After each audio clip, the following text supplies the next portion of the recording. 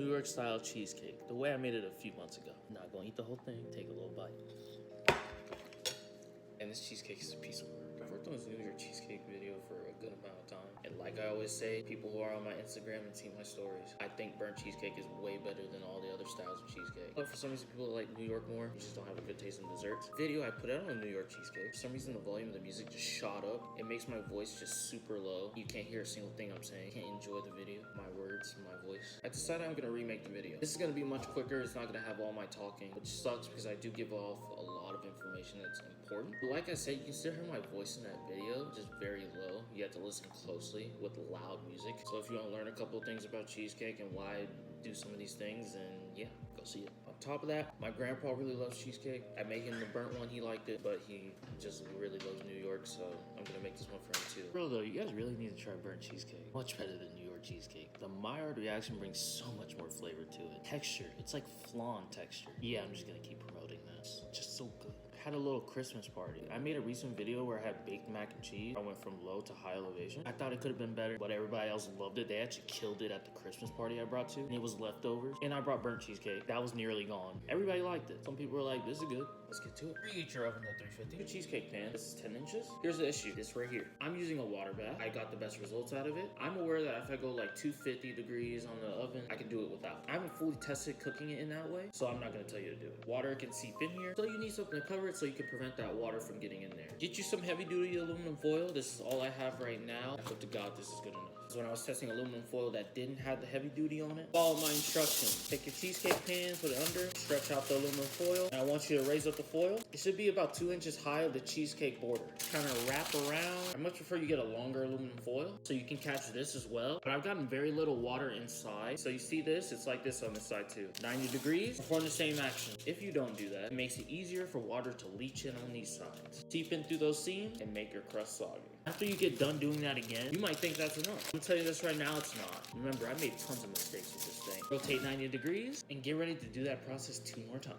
Those layers are just extra protection. If you ever see a New York cheesecake, you don't see any cracks. It's just its top that it's either fully white, or it's got a little bit of golden brown on top, but it looks nice and smooth and uninterrupted. New York cheesecake, you can run into cracks. One of the reasons I do water baths. Once again, go see my other video. I'm trying my best not to talk as much and just give you the recipe. You don't put parchment paper on the side, oiled, filling will stick to the side. As cheesecake cools, contracts, gets smaller. It's stuck to the side. Guess what? As it gets smaller, it's gonna have a hard time pulling away from the border. And the cheesecake, instead of going like this, it's gonna go like that, crack a little bit. Take your finger, and you see that little line right there? Put your finger right there. Take a mental note of where it reaches the end, at the top. Take your parchment paper, roll it out just enough that it reaches that point. And then cut it or rip it out. Keep it as straight as possible. Make sure it's not too big, because I think looking at your cheesecake is very important. If your border is too high, it'll be hard to see your cheesecake from the outside of your oven. Opening your oven too much can actually lead to cracking. One thing to keep in mind, you might need 2 big pieces, 1 small piece. Just in case, put it in there, test it out. Look at our cat. Look at her. I actually don't know if that's a him or her, but let's get back to it. Let's get a little bit of oil, rub it on both sides. Get a non-stick spray or a little bit of oil. Get a paper towel, and then rub it on all uncoated surfaces. Have these prepped and ready to the side. Everybody knows that most of these cheesecake recipes with crust are using graham crackers.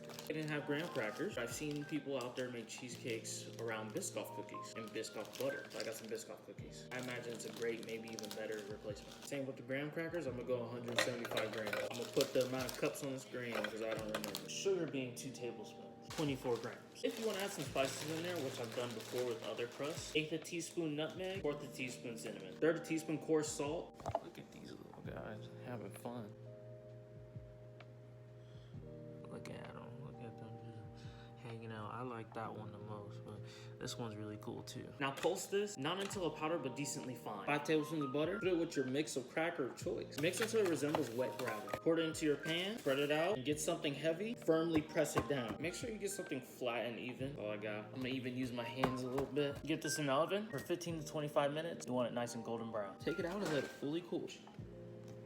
The filling, 4 blocks of cream cheese. They need to be room temperature. Let them sit on the counter for a couple hours. I don't like to do that. I like to do the quick way. Throw it in the microwave. Put it in a microwave safe bowl. Microwave for 20-30 seconds. Take it out. Mix it with a rubber spatula. Put it back in the microwave. And repeat that process until the cream cheese is nice and room temp. Poke your finger into it. Pay attention to how easy it is to mix. Jesus Christ. You're gonna have quite a bit of filling. Transfer it to a bigger bowl. Get you some white sugar and a cream to cream cheese. Get you 1 1/3 cup or add 264 grams. And mix this for about 1 to 2 minutes. Difference between New York cheesecake and all the other styles is that it's dense and much creamier than classic. Especially in this stage, and also when you add the eggs, the more mixing you do, the more air you add. Air can make your desserts more light, as of what I know, and you don't want that here. Also too, it can lead to cracking because you can make the cheesecake rise a bit too much when it's baking. It'll blow up like a balloon. Not really. The blow up is just a cracking. Should have this consistency, smooth and peaks like that. Half a cup or 120 grams of heavy cream. Most people recommend that most of these ingredients be room temp. I have a pretty decent cheesecake without doing that, so hey, do what you gotta do. Where most of my acidity comes from, 180 grams of sour cream or 3/4 of a cup. 1 teaspoon or 4 grams of coarse salt. 2 teaspoons vanilla extract. Instead of flour, I'm doing cornstarch. 3 tablespoons or 30 grams. Mix this until just combined, 30 seconds to a minute. Get you 5 eggs and 1 yolk. 1 at a time. Mix until almost fully combined. Once again, we don't want to add too much air, and this is one of those stages you can end up doing it. Want to see very little yellow, and then add the next egg, and repeat that process. Get you a pan that's bigger than your cheesecake pan. Add your filling.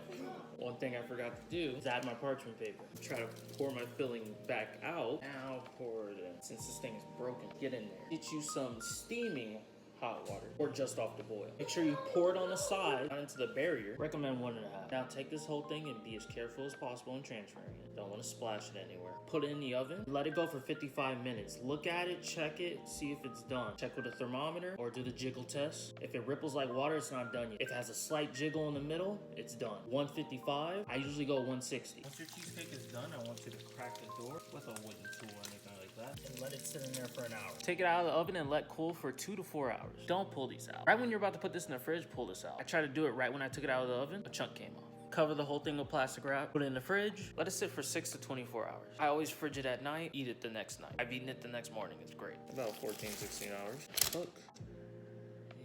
How do I get it out? Well, I messed up my coating a little bit. I hate using sharp metal on non-stick stuff, but I found this the best way to get it out. Dig your knife deep in there, get under that crust. It's cracking a little bit right there. Take my finger, push down on the bottom pan and lift a bit. Not coming off. Just get a plate, do it this way, adapt. What I'm gonna do is I'm gonna try to lift the pan a little bit, pretty much loosening it on all sides. It's gonna come out. Boom. That sucks. Maybe I didn't add enough oil when adding the coating. I think you should try to loosen with a knife on all sides and then flip and then lift this. And I think that should be all good, but this is fine. Just put it back on. See, this ain't no issue for me. I'm just spooning it off. Lightly just kind of smoothing it out. Applying a little bit of pressure just because I don't want to create no indent in the cheesecake itself. Just gonna flip it back over. Cut this into as many slices as you want. Want clean slices? Boil some water, dip your knife in there. Just pour it on like I do. I'm not gonna do that. Just cut a slice.